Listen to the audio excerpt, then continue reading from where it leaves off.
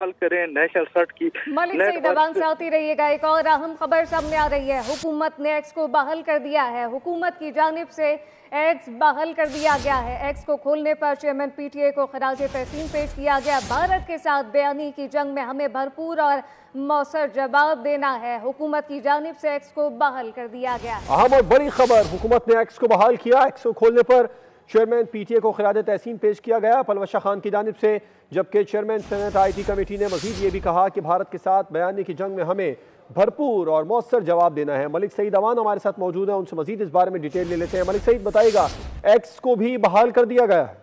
जी, अब से कुछ देर पहले सेनेट की कायमा कमेटी बराए इंफॉर्मेशन टेक्नोलॉजी का इजलास था, जिसके बाद चेयरमैन जो कमेटी है उन्होंने बताया कि हुकूमत ने एक्स को बहाल कर दिया और ये बात उन्हें चेयरमैन पीटीए की जाने से बताई। उन्होंने कहा कि एक्स को खोलने पर चेयरमैन पीटीए को खराज तहसीन पेश करती हूँ। उन्होंने कहा कि भारत के साथ बयानिए की जंग में हमें भरपूर और मौसर जवाब देना है।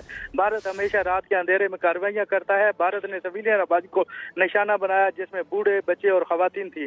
भारत को ऐसा जवाब देना होगा, चाहिए कि वो ऐसी हरकत करने से पहले 10 मरतबा सोचे। इसके अलावा उन्होंने ये भी कहा कि सिंध माहिदा मुअत्तल है, भारत के हर डैम को मिजाजों से निशाना बनाया जाए, क्योंकि भारत ने पहल करते हुए नीलम झेलम को अदब बनाया। हमें भारत के बगैर डैम पर 6 मिसाइल मारने चाहिए। भारत के हर उस डैम को तबाह कर देना चाहिए जिससे पानी रोका गया है।